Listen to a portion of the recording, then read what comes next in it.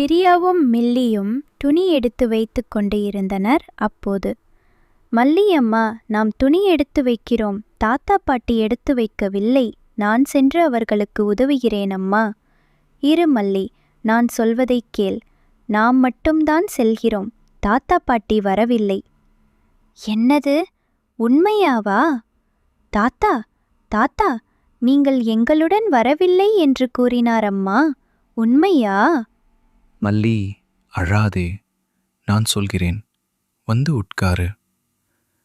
நானும் பாட்டியும் சிறிது வேலைகள் உள்ளது, அதை முடித்துவிட்டு எவ்வளவு சீக்கிரம் வர முடியுமோ வருகிறோம். அப்படியென்றால் நானும் உங்களுடன் இருந்து விடுகிறேன், நாம் எல்லோரும் சேர்ந்து போவோம். இல்லை மல்லி, அப்பா வேலைக்கு சென்று விட்டால் அம்மா வீட்டில் தனியா இருப்பாங்க. நீதான் உடன் இருக்க வேண்டும்.